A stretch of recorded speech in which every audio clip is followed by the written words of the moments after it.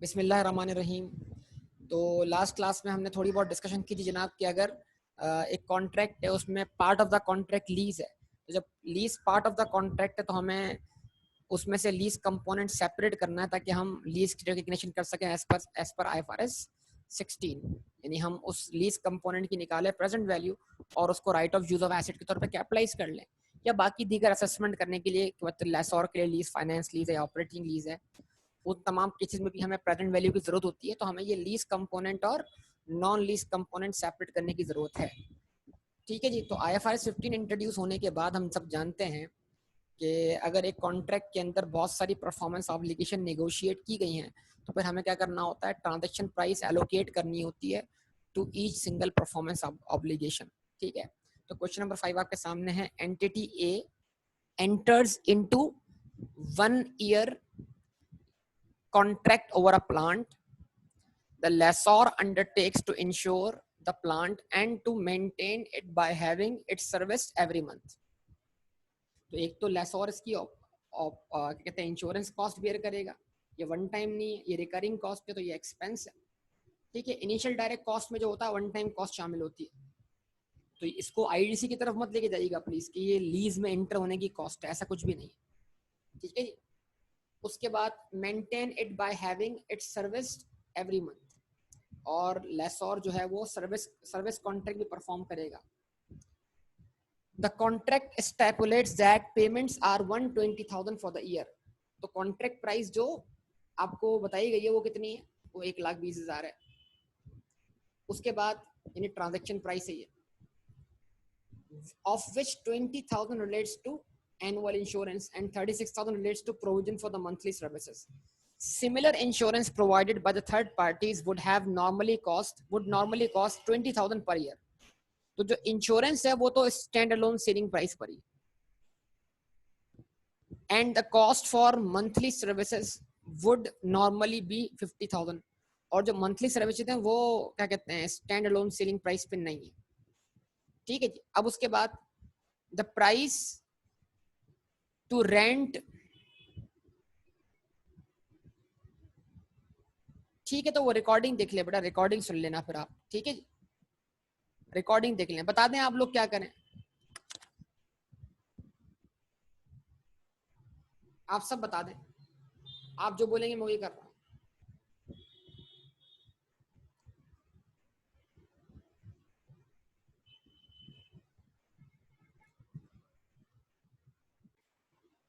Okay जी। तो बात हमारी कहाँ रुकी थी कि जो इंश्योरेंस है वो तो 20,000 पे ही है। बाकी जो इसके अलावा जो सर्विसेज हैं मेंटेनेंस की, वो आमतौर पे अगर इस कॉन्ट्रैक्ट का पार्ट ना होती बल्कि अलग करके बेची जाती तो फिर वो 50,000 रुपये पर ईयर चार्ज होती।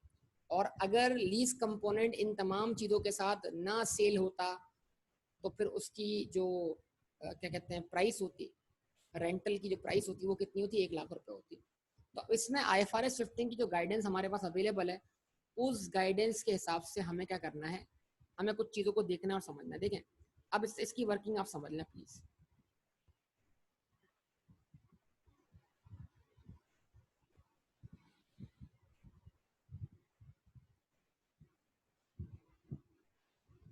तीन चीज़ें हैं।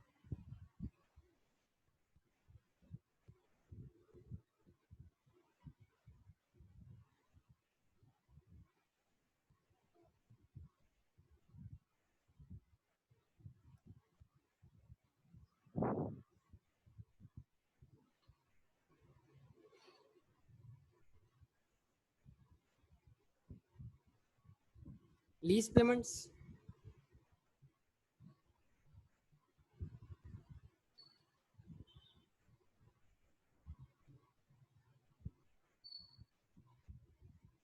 Maintenance,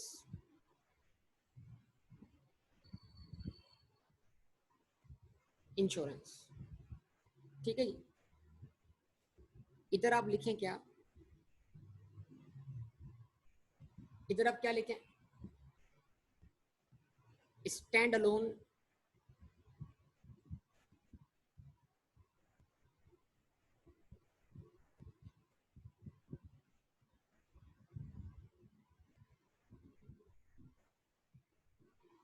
selling price.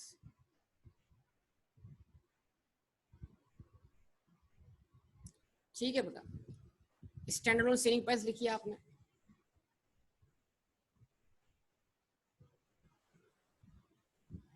अब बताइए लीज पेमेंट की स्टैंड अलोन सेलिंग प्राइस कितनी है? 1,00,000 रुपए।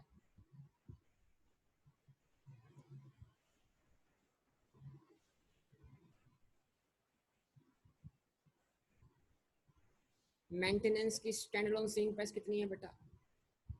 50,000 रुपए। और इंश्योरेंस की स्टैंड अलोन सेलिंग प्राइस कितनी है? 20,000 रुपए।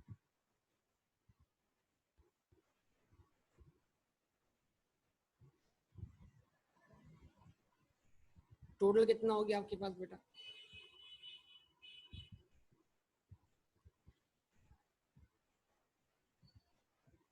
1,70,000 रुपए। ठीक है जी। Transaction price.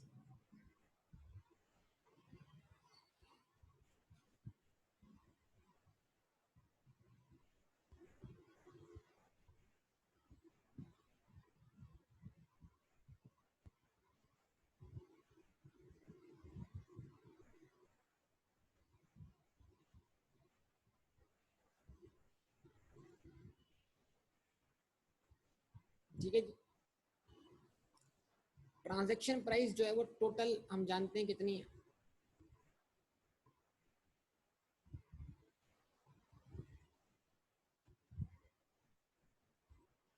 1,20,000 रुपए। अब बड़ा सिंपल है कि जो चीज स्टैंड अलोन सेलिंग प्राइस पे क्या कहते हैं एलोकेट हो रही है, उसको आप स्टैंड अलोन सेलिंग प्राइस पे रखें। मतलब इंश्योरेंस की स्टैंड अलोन सेलिंग प्राइस 20,000 है तो आप उसको 20,000 पर रहने दें। ठीक है, आप उसको 20,000 पर रहने दें, तो आप उसको 20,000 पे एलोकेट करें।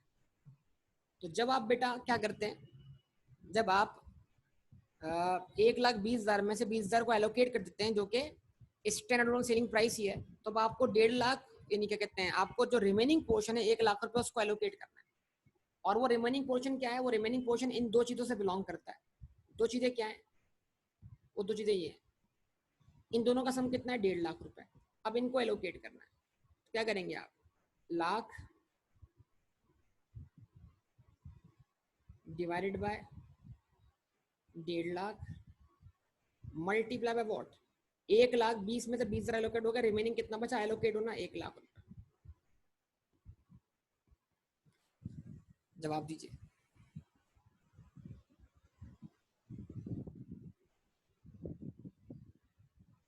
कितना बनता है?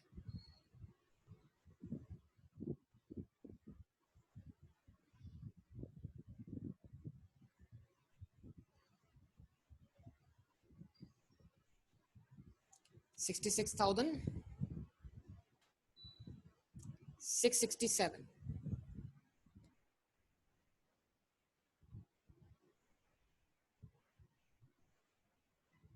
और 50,000 डिवाइडेड बाय 1,50,000।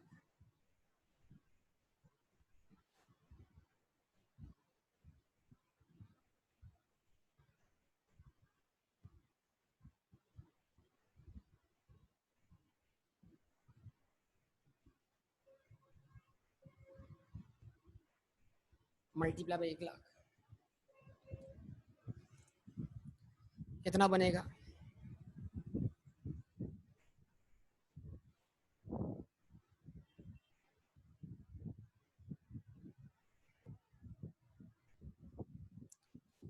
थर्टी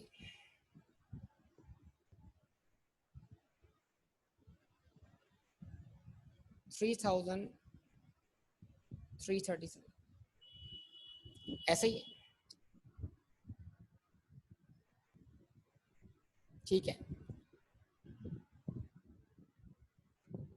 तो इस तरीके से बेटा ये लीज और नॉन लीज कंपोनेंट क्या हो गया? अलग अलग हो गया आपके सामने।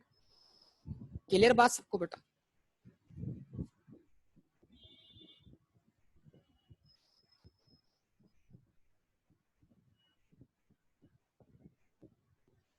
ठीक है जी। तो ये आपने लीज और नॉन लीज कंपोनेंट क्या कर दिया? सेपरेट कर दिया इस तरीके से।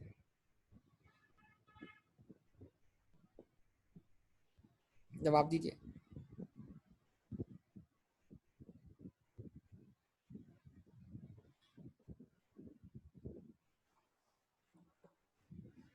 ठीक है जनाब, तो ये आपके सामने ये सवाल भी सॉल्व हो गया। अच्छा, अब उसके बाद आगे हम बढ़े थे और हमने कुछ सिनेरियोज देखे थे।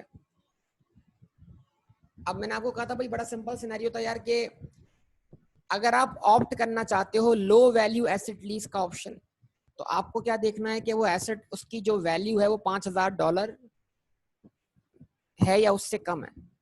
अगर जो बेसिस ऑफ कंक्लूजन में या जो इंटरप्रिटेशन में बात की गई है, अगर एसेट की जो कॉस्ट है, वैल्यू जो है वो $5000 या उससे क्या है ज्यादा मालियत का वो एसेट है, तो फिर आप उस एसेट को लो वैल्यू लीज कंसीडर नहीं कर सकते। ठीक है, और एक दो बातें मैं और ऐड कर दूं यार लीज कंपोनेंट और नॉन लीज कंपोनेंट के अंदर। ठीक है, अगर हम देखें प्रैक्टिकली हम सोचें तो बहुत सारी बातें हमारी जिंदगी के सामने है जहां पर चीजें लीज कंपोनेंट और नॉन लीज कंपोनेंट होते हैं। देखें, आप अक्सर बेशतर देखते हैं कि जनाब के बहुत से लोग जो हैं वो वाटर सप्लाई करते हैं, और वाटर सप्लायर्स जो हैं वो डिस्पेंसर भी देते हैं, डिस्पेंसर फ्री ऑफ कॉस्ट दे रहे होते हैं। डिस्पेंसर देते कि नहीं देते? डिस्पेंसर कैंपस में डिस्पेंसर रखे हुए कि नहीं रखे हुए? जवाब दें।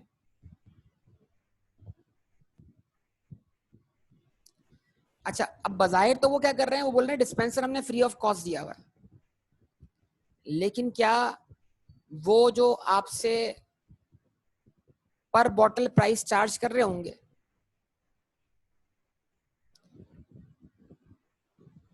पर गैलन जो प्राइस चार्ज कर रहे होंगे, उसी प्राइस में वो डिस्पेंसर का रेंट या डिस्पेंसर की वैल्यू आपसे रिकवर नहीं कर रहे होंगे? और वो डिस्पेंसर जो हमारे पास रखा हुआ है, हमारे ऑर्गेनाइजेशन में रखा हुआ है, उसके मालिक तो हम नहीं है, तो फिर हमने किस हैसियत से रखा हुआ है उसको? कंट्रोल भी हमारा नहीं है क्योंकि रिपेयर एंड मेंटेनेंस की जिम्मेदारी उसी की है। तो अब IFRS 16 के हिसाब से वो डिस्पेंसर जो हमारे पास रखा हुआ है, वो डिस्पेंसर किस हैसियत से रखा हुआ है? Right of use of asset की हैसियत से। तो अब क्या करना होगा, जो हम डिस्पेंसर के लिए जो रेंट पे कर रहे हैं पर मंथ के हिसाब से, पर ईयर के हिसाब से, जो भी चीजें, वो रेंट के अंदर हमें लीज और नॉन लीज कंपोनेंट क्या करना है, अलग अलग करना है कि नहीं करना? बताइए कि इसमें कुछ पोर्शन डिस्पेंसर का है और कुछ पोर्शन जो है वो किससे बिलोंग करता है?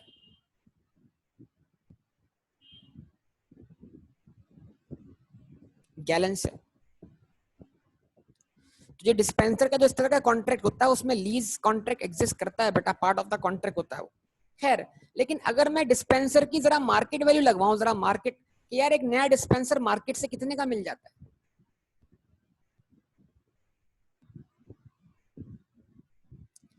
एक डिस्पेंसर मार्केट से कितने का मिल जाता है बताओ?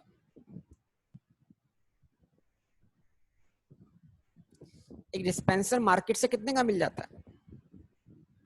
आइडिया लगा लो यार, 15,000 का, 20,000 का, ऐसे ही।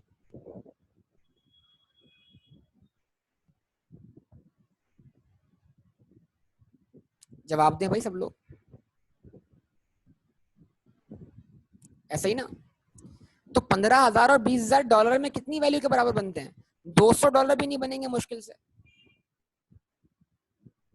15-20,000 की जो चीज है वो डॉलर्स के अंदर मुश्किल से $200 के बराबर भी नहीं होगी।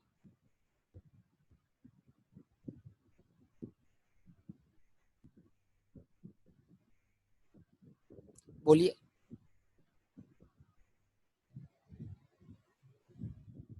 बताइए। $125, मतलब वही बात। तो यानी वो डिस्पेंसर क्या है? लो वैल्यू एसेट है। तो हम चाहें तो अब उसमें हम उसको लीज ट्रीट करें या ना करें, हमारी मर्जी। हम चाहें तो एग्जेम्पशन की तरफ चले जाएं, हम चाहें तो लीज कंपोनेंट अलग ना करें, हम सीधा सीधा जो रेंट पे कर रहे हैं उसको चार्ज करें प्रॉफिट एंड लॉस अकाउंट में। हम इस झंझट में ही ना पड़े कि हम उसमें right of use of asset अलग करें, क्योंकि लो वैल्यू एसेट लीज है, क्यों झंझट में पड़े यार? जब एग्जेम्पशन अवेलेबल है तो ये आप जो एक बॉटल की कीमत दे रहे हो उसमें से आप लीज कंपोनेंट अलग करोगे, नॉन लीज कंपोनेंट अलग करोगे, बिलावज झंझट में पड़ोगे। वैसे ही लो वैल्यू एसेट है, क्या करो, सीधा चार्ज करो प्रॉफिट एंड लॉस अकाउंट में, कोई टेंशन वाली बात ही नहीं। आईएएस परमिट करता है। तो जो मैं बात समझाना चाह रहा हूँ, क्या वो आपको बात समझ में आ रही है डिस्पेंसर वाली?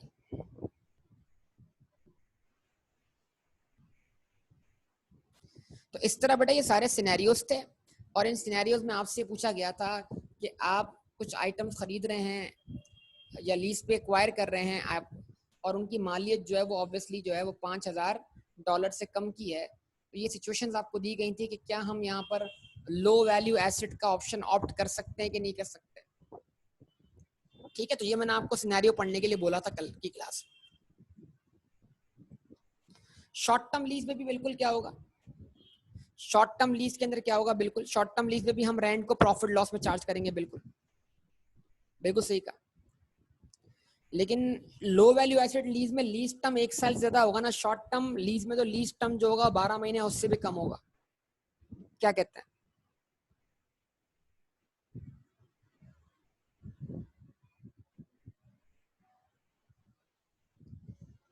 सही है ना। तो वो 3 साल के लिए एसेट लीज पे लेने के बाद भी अगर उसकी वैल्यू लो वैल्यू एसेट, तो मेरे लिए जरूरी नहीं है कि मैं उसको right of use of asset capitalise करूं। मैं उसका रेंट जो है वो सीधा चार्ज कर सकता हूं प्रॉफिट एंड लॉस अकाउंट में। तो ये तमाम बातें, ये सिनेरियो आपने पढ़े नहीं है, आप बराए मेहरबानी पढ़ें, और जो पढ़ ले फिर वो मुझसे सॉल्यूशन ले ले इसका, ठीक है, इसका आंसर ले ले फिर मुझसे। तो ये पढ़ना है बेटा, आप लोग पढ़ाई नहीं कर रहे हैं, मसला ये है। मैं चाह रहा हूँ मैं जल्दी जल्दी क्लोज करूँ चीज़ों को।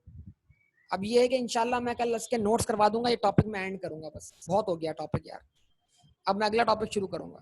तो आज मैं ये कुछ टेक्निकल बातें कर लूँ, सारी की सारी स्टैंडर्ड की रिक्वायरमेंट जो थी वो पूरी कर दूँ, कुछ एमसीक्यूज वगैरह भी आपसे सॉल्व हो जाएं, सारी टेक्निकल बातें आपसे हो जाएं। तो ये क्वेश्चन नंबर में जो सिनेरियो है बेटा,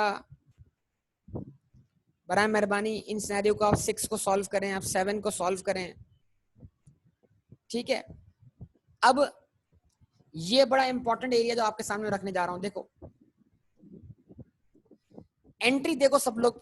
अब मैं दोबारा आ गया हूं लेसी की अकाउंटिंग में, और लेसी की अकाउंटिंग में जो है वो आपको इनिशियल रिकग्निशन सिखाई जा रही है। मतलब right of use of asset debit करते वक्त हमें क्या कुछ क्रेडिट करना पड़ सकता है, यानी हमारे right of use of asset को डेबिट करते वक्त हमें क्या कुछ क्रेडिट करना पड़ सकता है।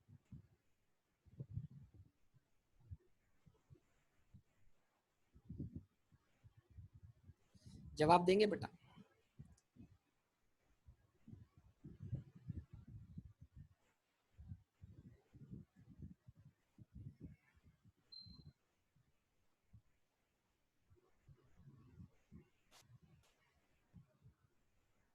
जरा देखिएगा, मैं आपके सामने एक एग्जांपल रखने जा रहा हूं, इधर ही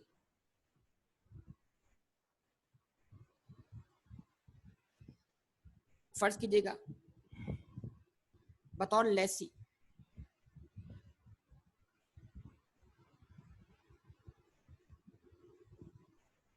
1 जनवरी 2018 को हमने एक एसेट लीज पे लिया, तो हमने right of use of asset debit किया। फॉर एग्जांपल वो डेबिट किया 5 लाख पर, क्योंकि बेटा लीज पेमेंट की प्रेजेंट वैल्यू कितनी है, 5 लाख रुपए। अब इसको समझने में आपको कोई डिफिकल्टी नहीं होनी चाहिए। तो आपने लीज ऑब्लिगेशन क्रेडिट कर दिया कितने से, 5 लाख से।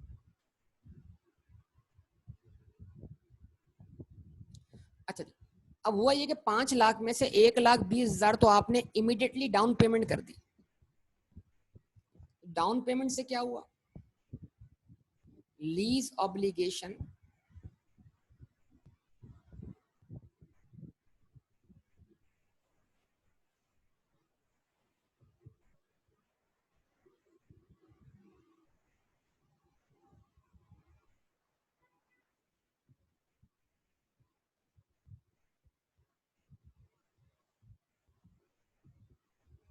लीज ऑब्लिगेशन डेबिट हो गई।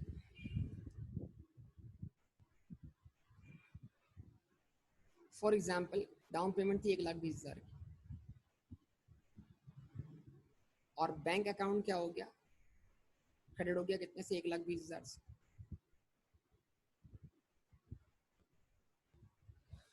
फर्ज करिए हमने एक मशीन लीज पे एक्वायर की है, तो इसको इंस्टॉल भी हम ही करवा रहे हैं बतौर लेसी। मतलब इसको अवेलेबल फॉर यूज करने के लिए जो कॉस्ट इनकर हो रही है बतौर लेसी, वो इनिशियल डायरेक्ट कॉस्ट लेस और इनकर नहीं कर रहा, बल्कि लेसी ही उसको खर्च कर रहा है। तो वो इंस्टॉलेशन कॉस्ट लेसी की जेब से जाएगी, लेसी उसको कैपिटलाइज करेगा। ठीक है जी। तो ये आपके सामने जरा क्या है, एक और एंट्री बना रहा हूँ, और वो एंट्री क्या है देखिएगा सब लोग, right of use of asset debit. फर्ज कर लो बेटा 1 लाख से आपने इंस्टॉलेशन कॉस्ट इनकर की, ये पैसा भी आपकी जेब से क्या हुआ, क्रेडिट हुआ 1 लाख से। सही है। उसके बाद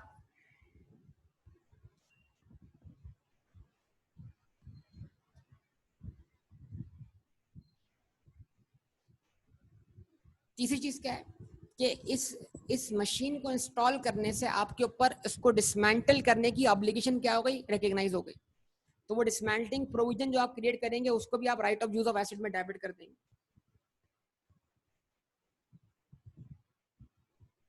right of use of asset debit for example, उस डिसमेंटलिंग प्रोविजन की प्रेजेंट वैल्यू जो है वो कितनी है, 3 लाख रुपए।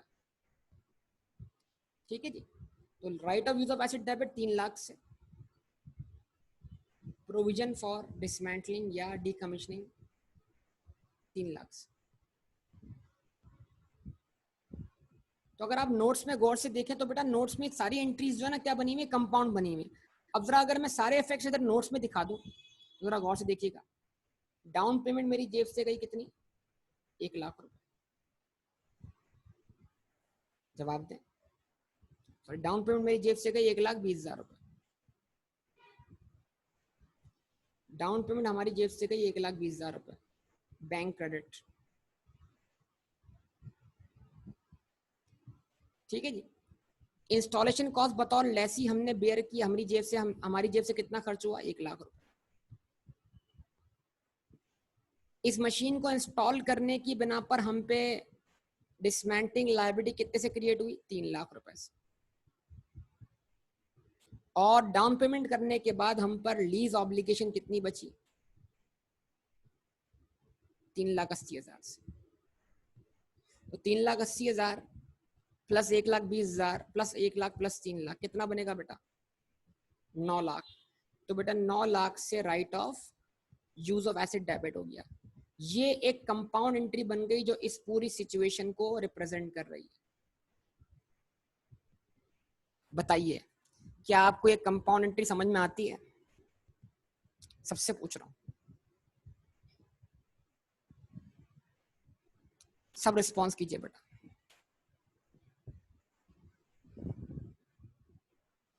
हाँ बेटा फराज, समझे बात को? तो ये कंपाउंड एंट्री बन गई। तो अगर ये कंपाउंड एंट्री आपको इस तरह दिख रही है तो इसमें कोई परेशानी वाली बात नहीं है। ठीक है जी। अब जरा देखें measurement of lease liability. IFRS 16 जो है वो लीज लायबिलिटी की मेजरमेंट के बारे में क्या क्या बात करता है। तो payments made by lessee to lessor, यानी मतलब ये जो लीज लायबिलिटी है इसको कैसे मेजर किया जाएगा, इसकी मेजरमेंट की बात कर रहे हैं। ठीक है, जितने से हमने 3,80,000 से तो क्रेडिट किया। पेमेंट्स मेड बाय, यानी ये लीज लायबिलिटी को एक्सक्लूडिंग डाउन पेमेंट कंसीडर कर रहा है, और डाउन पेमेंट उसके अलावा है। तो टोटल लीज लायबिलिटी जो होगी वो डाउन पेमेंट मिलाकर होती है, लेकिन डाउन पेमेंट क्योंकि इनिशियली पे हो जाती है तो लीज लायबिलिटी फौरी तौर पे क्या हो जाती है, इतने अमाउंट से कम हो जाती है। तो ये लीज लायबिलिटी के जो लफ्ज टर्म इस्तेमाल कर रहा है वो डाउन पेमेंट माइनस करने के बाद इस्तेमाल कर रहा है। तो लिखा हुआ क्या आ गया, payments made by lessee to lessor relating to the right of use of an underlying asset during the lease term. Lease term के दौरान जो पेमेंट्स लेसी करेगा लेसॉर को, वो लीज पेमेंट्स कहलाएंगी, उनकी प्रेजेंट वैल्यू लीज लायबिलिटी कहलाएगी। Comprising the following, number 1 fix payments. Fix payments, जो फिक्स पेमेंट तय हैं क्या करें आप, उनको लें। जैसे जो हमारे जितने भी केसेस हैं उसमें कभी किसी में 80,000 किसी में 90,000 per annum at the beginning of the year जो भी अमाउंट था वो कंसीडर करें। लेस एनी इंसेंटिव, इंसेंटिव मतलब अगर उस लीज कंपोनेंट के अंदर कोई इंसेंटिव है, कोई free of cost repair and maintenance है, तो क्या करते हैं उसको आप माइनस कर दें। उसके बाद variable lease payments that depend on index और रेट। अच्छा, जैसे आपने नेपच्यून वाला क्वेश्चन किया, कौन सा क्वेश्चन किया था आपने? क्वार्ट्स से पहले एक क्वेश्चन दिया था ना जिसमें लीज रेंटल पर ईयर जो था वो 5% से क्या हो रहा था, डिक्रीज हो रहा था। तो उसमें पर एनम जो लीज रेंटल थे वो फिक्स थे या वेरिएबल नेचर के थे? तो अगर लीज रेंटल फिक्स नेचर के ना हो और क्या हो, वेरिएबल नेचर के हों, जो पहले से डिटरमाइन हो सकते हो, variable lease payment that depend on index rate, मतलब मैंने पर, सुनिए बात को, मैंने पर एनम जो है वो लीज रेंटल लाख लाख रुपए फिक्स कर दिया, लेकिन मैं बोलता हूँ कि भाई मैं जो पहले साल लीज रेंटल चार्ज करूंगा वो लाख रुपए होगा, जो अगले साल होगा वो लाख रुपए तो होगा, लेकिन अगर महंगाई बढ़ी 10% से तो फिर वो लाख रुपए नहीं, वो 1,10,000 रुपए होगा। तो इंडेक्स रेट की बिना पर जो लीज फिक्स पेमेंट्स के अंदर जो वेरिएबल एलिमेंट है, अगर वो इंडेक्स की बिना पर आप पहले से कैलकुलेट कर सकते हैं कि कितना चेंज आएगा इन्फ्लेशन की बिना पर, तो उसको आप अपनी लायबिलिटी की इनिशियल मेजरमेंट कंसीडर करें। लेकिन अगर आप किसी भी वेरिएबल एलिमेंट को कंसीडर नहीं, मतलब इनिशियली मेजर नहीं कर सकते, कैलकुलेट नहीं कर सकते, वो कंटिंजेंट है किसी इवेंट के होने या ना होने पर, तो फिर आप उसको अपनी इनिशियल मेजरमेंट के अंदर कंसीडर नहीं करेंगे। मिसाल के तौर पर आपने लीज रेंटल लाख रुपए तय किया, लेस और 1,20,000 मांग रहा था, आपने बोला यार देखो मैं मुझसे लाख रुपए लीज रेंटल ले लो, अगर मेरे बिजनेस ने अच्छा प्रॉफिट कमा लिया तो वो टारगेट अचीव होने पर मैं तुम्हें लाख रुपए भी दूंगा, 20,000 रुपए भी दूंगा। तो जो नेक्स्ट 20,000 रुपए है वो मिलना कंटिंजेंट है, किस पे कंटिंजेंट है? प्रॉफिट के होने पर। तो अगर प्रॉफिट हुआ तो 20,000 दूंगा, नहीं हुआ तो नहीं दूंगा। तो जो 20,000 रुपए कंटिंजेंट नेचर के हैं प्रॉफिट के होने पर, उनको मैं अपनी इनिशियल मेजरमेंट में लायबिलिटी का पार्ट नहीं बनाऊंगा। वो जो इजाफी रेंट में पे करूंगा, जो मैं कंटिंजेंट रेंट पे करूंगा प्रॉफिट का परसेंटेज बनाकर, वो तो प्रॉफिट के होने पे डिपेंड करता है।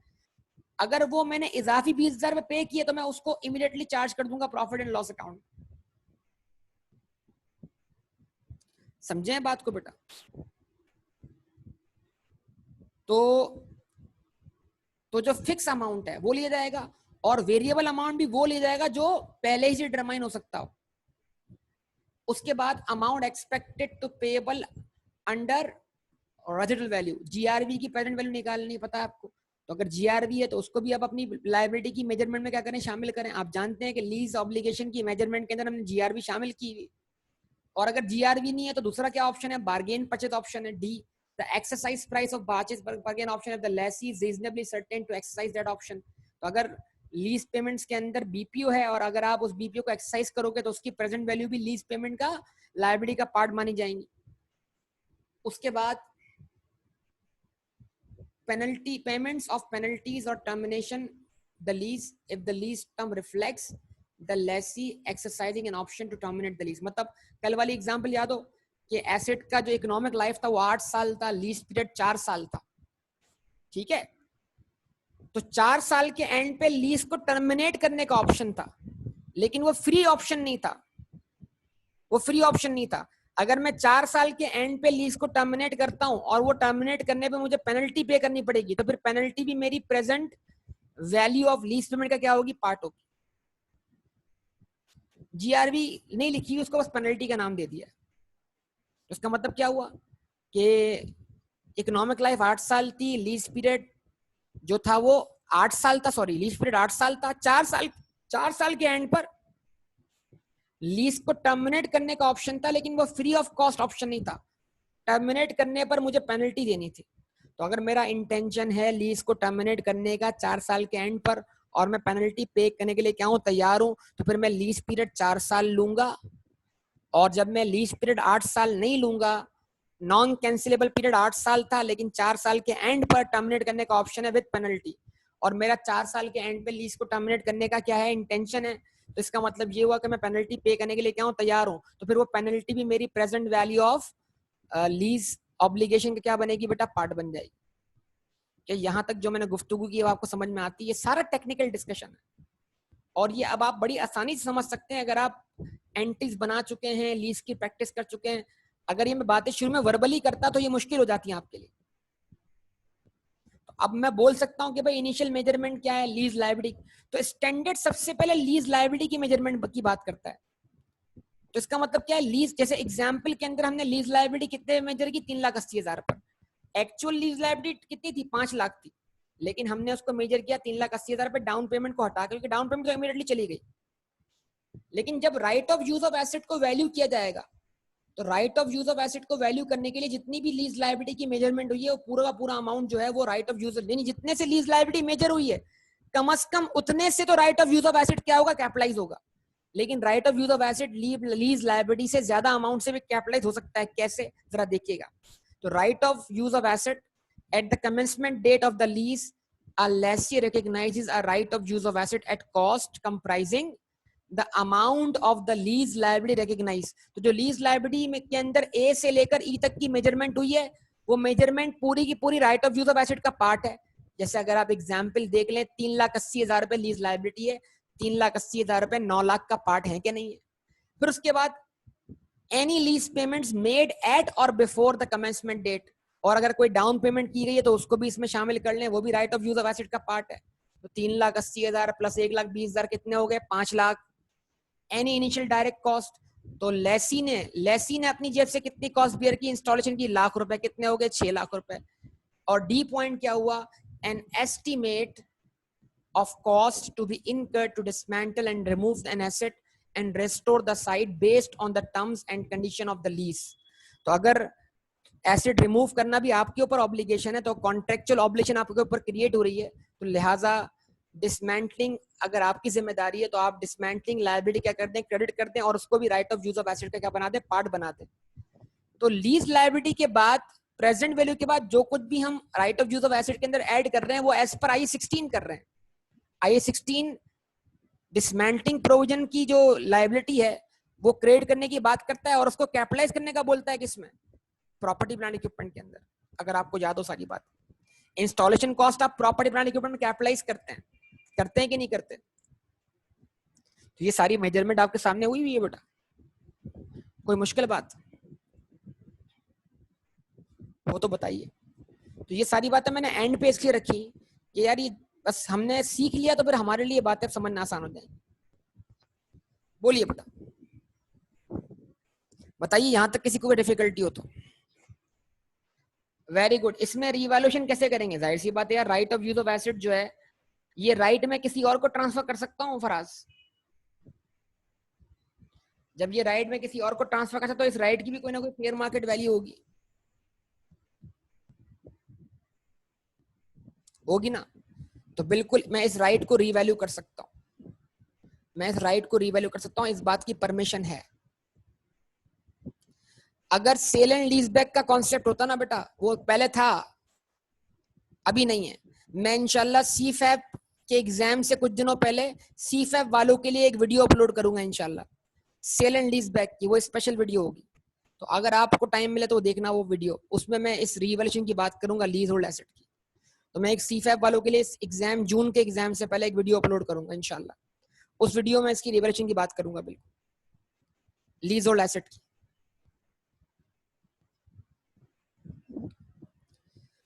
ठीक है जी। तो बिल्कुल right of use of asset जब कैपिटलाइज हो गया उसके बाद उस पर I-16 अप्लाई होगा।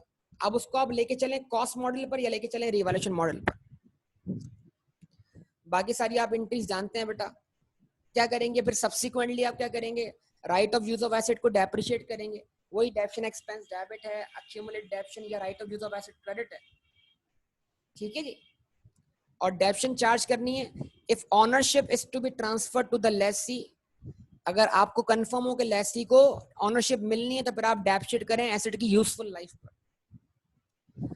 और अगर लेसी को ऑनरशिप नहीं मिलनी तो जाहिर सी बात है शॉर्टर पे क्या करें, यूजफुल लाइफ और lease period which ever is shorter. अगर एसेट की इकोनॉमिक लाइफ 8 साल है और आपने उसको एक्वायर किया 4 साल के लिए और 4 साल के एंड पे ये कॉन्ट्रैक्ट एंड हो जाएगा तो आप कितना यूज कर पाएंगे, 4 साल। तो इट मीन इस केस में आपकी यूजफुल लाइफ आपकी लीज टर्म के बराबर हो गई और आप एसेट को लीज टर्म पे ही डेप्रिशिएट करेंगे। लेकिन मैं बोलूँ एसेट की इकोनॉमिक लाइफ 8 साल है, लीज पीरियड 4 साल है, 4 साल के एंड पर ये एसेट के मालिक आप बन जाएंगे, तो फिर लीज खत्म होने के बाद भी इसको आप मजीद 4 साल यूज कर पाएंगे। मतलब जब आप एसेट के ऑनर बन जाएंगे तो आप एसेट को उतना यूज कर पाएंगे जितनी आपकी इंटेंशन होगी। तो आपकी मर्जी है कि आप इकोनॉमिक लाइफ के बराबर यूज करें या उससे कम यूज करें। ठीक है जी। सब्सिक्वेंट मेजरमेंट जो लायबिलिटी के अंदर इंक्रीज आएगा टाइम वैल्यू ऑफ मनी की वजह से, वो फाइनेंस चार्ज होगा, इंटरेस्ट एक्सपेंस डेबिट होगा, इंटरेस्ट पेएबल क्रेडिट होगा, एक तरीका। एक कहलाता है इफेक्टिव इंटरेस्ट मेथड, उसमें हम क्या करते हैं, जितना भी इंटरेस्ट होता है उसको इंटरेस्ट एक्सपेंस के तौर पे डेबिट करते हैं और उसको लीज ऑब्लिगेशन में क्रेडिट करते हैं, मतलब लीज ऑब्लिगेशन को उतने अमाउंट से बढ़ा देते हैं। तो अगर कोई बोले कि इफेक्टिव इंटरेस्ट मेथड इस्तेमाल करो, तो इसका मतलब ये हुआ कि इफेक्टिव इंटरेस्ट मेथड ये है कि आप इंटरेस्ट पेएबल क्रेडिट ना करो, बल्कि आप जो इंटरेस्ट पेएबल है उसको भी लीज ऑब्लिगेशन में ऐड कर दो। तो जैसे ही इंटरेस्ट पेएबल लीज ऑब्लिगेशन में ऐड हो जाएगा, तो फिर आप अगली एंट्री बनाओगे lease obligation debit bank credit, तो फिर आपको सेपरेट करने की जरूरत नहीं होगी प्रिंसिपल और इंटरेस्ट को। कुछ समझे बात या नहीं? जवाब दे बेटा सब लोग। यहां तक का डिस्कशन। स्क्रीनशॉट लेना है तो ले लो बेटा इसका, फिर मैं अगले पेज पे जाऊं। स्क्रीनशॉट लेना है तो ले लो इसका बेटा आप लोग।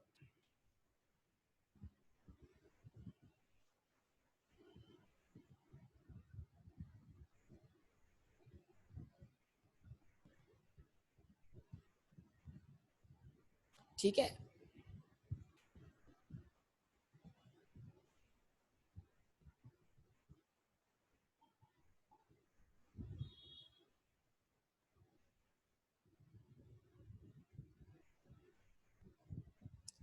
शरोज कह रहे हैं इफेक्टिव इंटरेस्ट वाला दोबारा बता दें।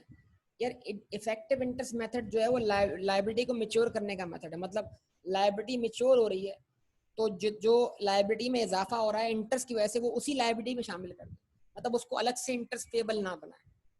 अब जरा देखिएगा, ये आपके सामने यहाँ लिखता हूँ।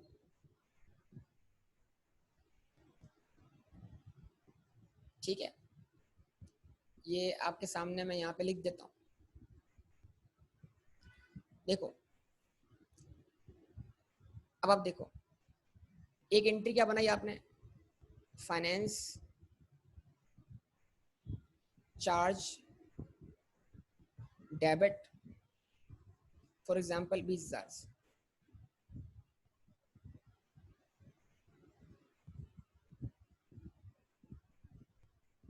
इंटरेस्ट पेएबल क्रेडिट कितने से, 20,000 से। तो जब आपने पेमेंट की तो फिर पेमेंट को आपने बाइफरकेट किया। आपने कहा जनाब इंटरेस्ट पेएबल डेबिट 20,000 से, ठीक है जी।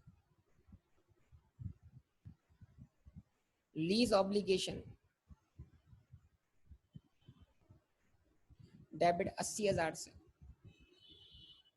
और बैंक क्रेडिट कितने से, 1,00,000 से। ये हम करते गए हैं, मतलब हमने जो लीज पेमेंट की उसको हमने दो हिस्सों में बाइफरकेट किया। एक हिस्सा प्रिंसिपल रीपेमेंट था, दूसरा हिस्सा क्या था बेटा, दूसरा हिस्सा क्या था, इंटरेस्ट था। लेकिन अगर आप इफेक्टिव इंटरेस्ट मेथड इस्तेमाल करते हो तो इफेक्टिव इंटरेस्ट मेथड ये है कि आप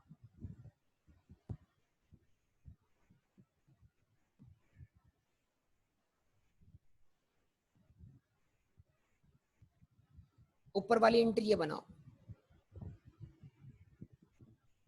फाइनेंस चार्ज डेबिट 20,000 से, और जितने से फाइनेंस चार्ज डेबिट हुआ उतने से लीज ऑब्लिगेशन क्रेडिट कर दो, यानी लीज ऑब्लिगेशन में इजाफा कर दो कि जो इंटरेस्ट ड्यू है वो भी अब लीज ऑब्लिगेशन का पार्ट है। और जब आप पेमेंट करो तो आप डायरेक्ट एंट्री बनाओ, लीज ऑब्लिगेशन डेबिट। अब क्योंकि आपकी ऑब्लिगेशन में इंटरेस्ट शामिल हो गया, जब आप लीज ऑब्लिगेशन को डेबिट करोगे 1,00,000 से, तो इंटरेस्ट से इंटरेस्ट कैंसिल हो जाएगा, प्रिंसिपल से प्रिंसिपल कैंसिल हो जाएगा, और बैंक क्रेडिट कर दो। जो नीचे मैंने दो एंट्रीज पास किए हैं वो इफेक्टिव इंटरेस्ट मेथड कहलाएंगे। तो अगर क्वेश्चन में रिक्वायरमेंट लिखी भी हो कि इफेक्टिव इंटरेस्ट मेथड यूज करना है, तो फिर इफेक्टिव इंटरेस्ट मेथड यूज करना है बेटा। आईएफआरएस जो है वो इसको फॉलो करवाता है, लेकिन प्रैक्टिस में आमतौर पे हम ऊपर वाले मेथड को फॉलो करते हैं, हम बाइफरकेट करते हैं उसको दो हिस्सों। ठीक है, क्लियर सबको बात बेटा? तो रिजल्ट्स दोनों का सेम होगा, कोई फर्क नहीं पड़ेगा आंसर पर, एंड आंसर पर।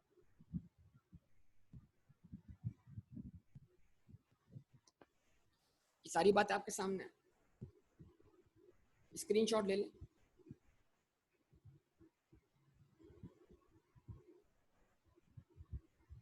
हाँ, लेकिन उसमें हमारी लीज ऑब्लिगेशन हमारे प्रिंसिपल के बराबर होगी, लेकिन जब पेमेंट होने के बाद भी जब पेमेंट हो जाएगी तो इंटरेस्ट से इंटरेस्ट कैंसिल हो जाएगा, प्रिंसिपल से प्रिंसिपल कैंसिल, तो रिमेनिंग जो जो हमारे पास बचेगा वो एग्जैक्टली प्रिंसिपल के बराबर बचेगा ना पेमेंट होने के बाद।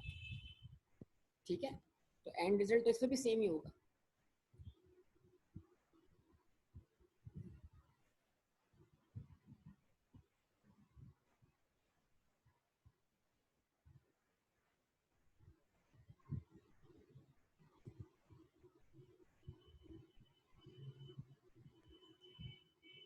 ठीक है जी,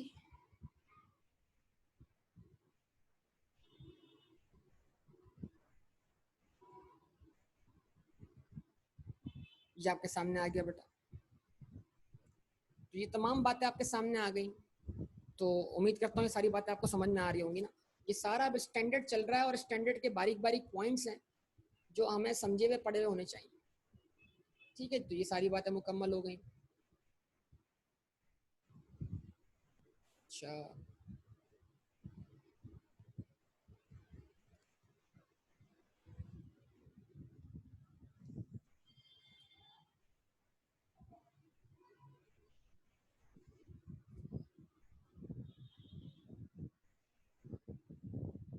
ठीक है। अब ये क्वेश्चन नंबर 9 आप जरा देखिए, इसमें कंटिंजेंट ट्रेंड भी आ रहा है। ठीक है, तो जरा आप इसकी इनिशियल मेजरमेंट करके बताइए मुझे, क्या करेंगे आप इसकी initial measurement. Jaguar Limited leased a plant on 1st January 2011. The lease term is 4 years. However, JL uses similar owned asset for 5 years. The fair value of the asset is 11,420 and JL incurred initial direct cost of 580. The interest rate implicit in the lease is 15%. Rentals of rupees 4,000 payable on 31st December, also financial year end. Assume that contingent rent of rupees 400 फिर एक साल में नील है, अगले साल फिर 800 है, फिर उससे अगले साल 750 है, was paid in 2011, 12, 13 and 14 respectively. तो contingent rent जो होगा वो हमारी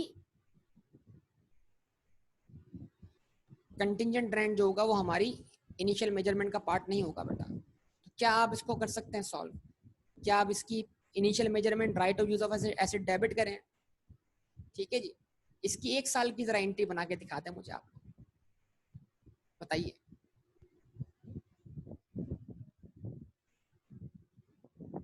इसकी एक साल की एंट्री जो अभी सीखा हमने,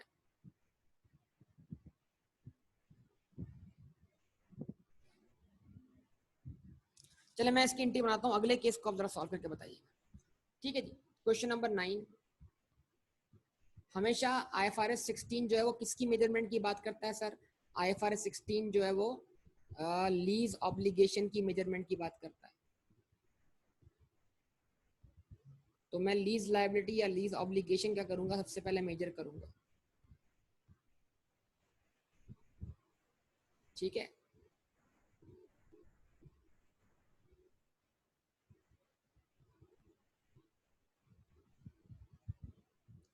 और मैं मेजर करूंगा किस पर? प्रेजेंट वैल्यू पर।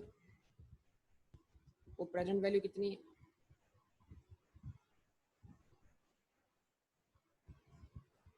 4,000 मल्टीप्लाइड बाय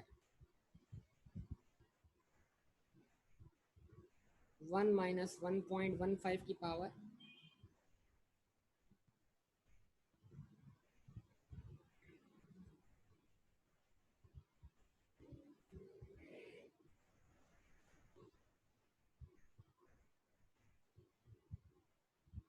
-4 डिवाइड बाय 0.15। ठीक है जी, कितना आंसर आया बेटा? 11,420 ही आ गया। चलो बेहतरीन काम, 11,420 से लीज ऑब्लिगेशन क्या हुआ? क्रेडिट हुआ। फिर लेसी ने अपनी जेब से डायरेक्ट कॉस्ट इनकर की। इनिशियल डायरेक्ट कॉस्ट कितनी? 580। ठीक है जी, कुल अमाउंट कितना बना बेटा? 11,420 प्लस 580, 12,000। इसका मतलब ये हुआ right of use of acid debit हुआ कितने से? 12,000। ठीक है, अब उसके बाद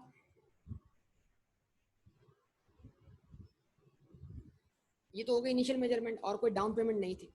अच्छा, अब हम पहुंचे 31 दिसंबर पर, ईयर एंड पर। ईयर एंड पे हम पेमेंट कर रहे हैं, वही पेमेंट कर दें आप।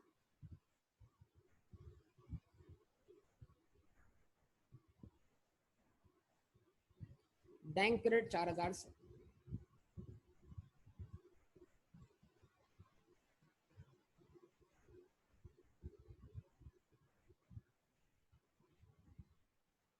फाइनेंस चार्ज डेबिट 4000 का 15, फाइनेंस चार्ज डेबिट होगा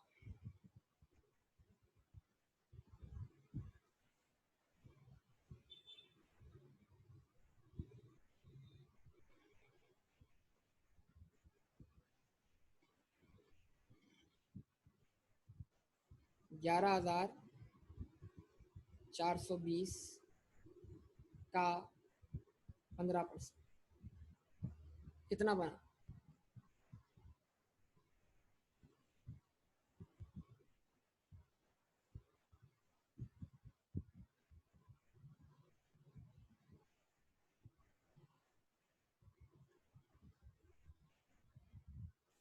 1713।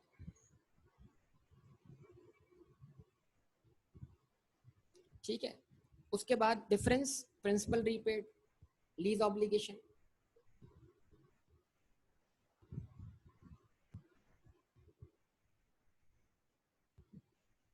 $2,287।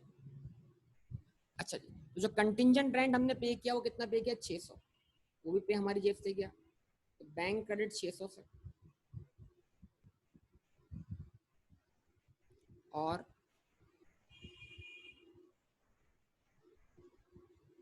कंटिंजेंट रेंट एक्सपेंस डेबिट कितने से बेटा? 600 से।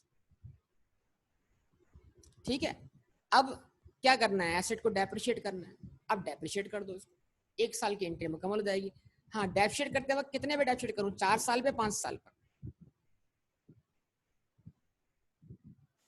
4 साल पे, 5 साल पर डेप्रिशिएट कितने पे करूं? 4 साल पे, 5 साल पर? सर क्वेश्चन में मेंशन नहीं है, क्वेश्चन में मेंशन नहीं है कि लीज पीरियड के एंड पर हमें ऑनरशिप मिल रही है कि नहीं मिल रही, लेकिन यहाँ पर एक अजम्पशन बनती है, जो मैं पेमेंट कर रहा हूँ वो एसेट की एग्जैक्टली फेयर मार्केट वैल्यू के बराबर है कि नहीं? जो मैं लीज पेमेंट्स कर रहा हूँ उसकी प्रेजेंट वैल्यू एग्जैक्टली एसेट की फेयर मार्केट वैल्यू के बराबर है या नहीं है? यस और नो, जवाब दें। जो मैं पेमेंट कर रहा हूँ वो एसेट की एग्जैक्टली, तो इट मींस लेसी से लेसॉर पूरी फेयर मार्केट वैल्यू रिकवर कर रहा है कि नहीं कर रहा? तो इस असूल की बिना पर निगोशिएशन ये होनी चाहिए कि भाई हमें इस एसेट की मिल्कियत मिल जानी चाहिए। तो यहाँ पर ये अजम्पशन ली जा सकती है, यहाँ पर ये अजम्पशन ली जा सकती है कि हमें एसेट की मिल्कियत मिल जानी चाहिए। तो जब हम अजम्पशन ये लेते हैं कि एसेट की मिल्कियत मिल जानी चाहिए, तो फिर हम 5 साल पे डेप्रिशिएट करेंगे। लेकिन हम ये अजम्पशन अगर ना लें तो फिर 4 साल ही लेंगे ऑब्वियसली। तो टेक्निकली अगर देखा जाए कि पूरी फेयर मार्केट वैल्यू हमसे रिकवर हो रही है, तो उसूली तौर पे हमें एसेट का मालिक बन जाना चाहिए। अगर नहीं बन रहे हैं फिर भी मालिक, तो फिर ये हमारी नेगोशिएशन टेक्निक्स की जो है वो कमजोरी है बेटा। तो कमर्शियली अगर देखा जाए इस कॉन्ट्रैक्ट को, तो कमर्शियली जितनी पेमेंट हम कर रहे हैं उस हिसाब से तो हमें 5-4 साल के एंड पर इसका मालिक हाँ बन जाना चाहिए। कि वो लेस नहीं, सब्सटेंशियल नहीं है, तो 100% हो गया ना बेटा, 100% हो गया। अब 1 रुपया भी कहीं और से लेसर को रिकवर करने की जरूरत नहीं है। और ये एसेट 4 साल के एंड पे अगर लेसर के पास वापस नहीं जाता तो ये हमारे पास ही रहेगा, तो हम इसको यूज कर पाएंगे 5 साल। तो हम इसके अंदर अगर ऑनरशिप वाली अजम्पशन उठाते हैं तो फिर हम इसको कितने साल पे डेप्रिशिएट करेंगे? 5 साल पे। बहरहाल क्लियर। लेकिन अगर आप ये अजम्पशन ना लें तो फिर भी आप करेक्ट हैं, क्योंकि क्वेश्चन क्लियरली मेंशन नहीं कर रहा कि ऑनरशिप हमें ट्रांसफर हो रही है नहीं हो रही। तो अगर 4 साल करेंगे फिर भी ठीक माना जाएगा। 5 साल एक ही शर्त पे माना जाएगा, जबकि आप क्या करें, जबकि आपको इसकी ऑनरशिप क्या हो रही हो? ट्रांसफर हो रही हो। क्लियर सबको बेटा बात? तो समझ लें ये लेसी का जो भी टेक्निकल एरिया था ना, वो मैंने आपके सामने रख दिया। स्टैंडर्ड जो बातें कर रहा था उसके हवाले से वो सारी बात आपके सामने आ गई। तो थ्योरेटिकल जितना भी डिस्कशन था वो भी प्रैक्टिकली आपके सामने कवर हो गया। तो लेसी वैसे मैंने आपको समझा दिया था, हम दोबारा लेसी पर आ गए और लेसी के मुतालिक स्टैंडर्ड जो बातें करा था वो आपके सामने सारी रख दी। अब एक लास्ट चीज रहती है, वो क्या है बेटा, नोट्स टू द अकाउंट। वो नोट्स टू द अकाउंट करवाऊंगा और ये टॉपिक क्लोज हो जाएगा बेटा। तो कोशिश करते हैं कल की क्लास में नोट्स टू द अकाउंट हो जाए और ये लीज का टॉपिक जो तवील टॉपिक था वो कवर हो, और इंशाल्लाह हम अगले टॉपिक की तरफ शुरू करें और वो टॉपिक शॉर्ट हो, ताकि भाई लगे हमें कि भाई हमें तो एक लंबा टॉपिक हमने चूज कर लिया। अगर मैं भी कोई शॉर्ट टॉपिक चूज करता तो फिर मैं भी 3-4 टॉपिक्स करवा चुका होता अब तक, लेकिन मैंने जानबूझ के ये वाला टॉपिक चूज किया है। ठीक है, अगला टॉपिक IS 10 होगा बेटा, events after reporting period. Events after reporting period IS 10, international accounting standard number 10। ठीक है जी, तो आज की गुफ्तगू को यहाँ पे स्टॉप करते हैं, सही है। और इसके बाद जो क्वेश्चन वो आप कीजिएगा बेटा, सही है ना।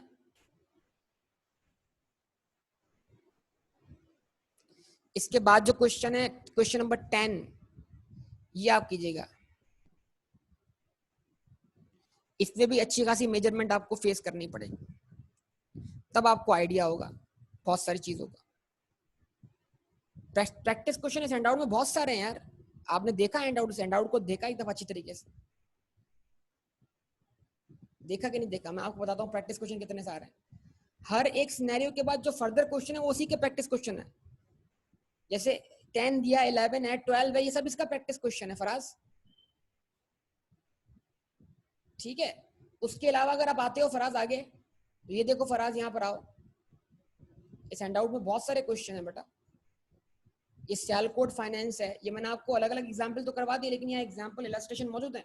सियालकोट फाइनेंस से मैंने करवा दिया था, लेकिन क्वेश्चन नंबर 19 उसी का प्रैक्टिस क्वेश्चन था आपके करने के लिए। ठीक है, उसके बाद कॉपर लीजिंग मैंने करवा दिया था। मुल्तान मोटर्स आपके करने के लिए था प्रैक्टिस के लिए, मुल्तान मोटर्स ये आपने किया लेसौर की प्रैक्टिस के लिए। फिर नीचे मुल्तान मोटर्स का पार्ट 2 क्वेश्चन नंबर 22, ये भी आपके करने के लिए था प्रैक्टिस क्वेश्चन। फिर बनाना ट्री मैंने करवा दिया था आपको, तो जितने भी ट्री आ रहे थे सारे कट दिए। फिर उसके बाद ये जो अब ये क्वेश्चन यहाँ से हैं, ये सारे अब यहाँ से प्रैक्टिस क्वेश्चन है। जो दोबारा से 1 2 3 की गिनती शुरू हो रही है ना, दोबारा से 1 2 3 की गिनती, ये सारे प्रैक्टिस है, ये सारे प्रैक्टिस। अभी क्वेश्चन 4 है, 5 है, इसमें से भी कुछ क्वेश्चन मैंने करवा दिए आपको, और बाकी इसके अलावा पास्ट पेपर्स हैं। अच्छा जी, अब क्वेश्चन बैंक मैंने आपको सेंड किया कि नहीं किया पता नहीं, बहरहाल अब ये देखो तुम यहाँ पर, ये जो क्वेश्चन यहाँ पे एंड हो गए ना, ये देखो, ये क्वेश्चन नंबर 34 है शुएब, ये पास्ट पेपर है ICAP का। क्वेश्चन 35 भी पास्ट पेपर है। तो एक दफा मैं नोट्स करवा दूं आपको, एक दफा मैं नोट्स करवा दूं, नोट्स टू द अकाउंट जैसे हो जाएगा ना बेटा, अच्छा कर रहा हूँ, तो नोट्स टू द अकाउंट जैसे हो जाएगा तो फिर आप पास्ट पेपर के तमाम क्वेश्चन आप सॉल्व कर सकते हैं। ठीक है, नोट्स टू द अकाउंट वाला टॉपिक कल हो जाए, नोट्स बन जाए लेसी लेस और दोनों के, तो फिर जो दिल करे वो क्वेश्चन सॉल्व करें, इंशाल्लाह वो सॉल्व होगा आपसे। ठीक है बेटा, तो अभी इसके हाथों हाथ पास्ट पेपर निपटा दीजिएगा बेटा, कोई टाइम नहीं मत रखिएगा, फिर दोबारा उसकी प्रैक्टिस कीजिएगा, वरना वो पास्ट पेपर एंड में रहते हैं, मसले बढ़ जाते हैं।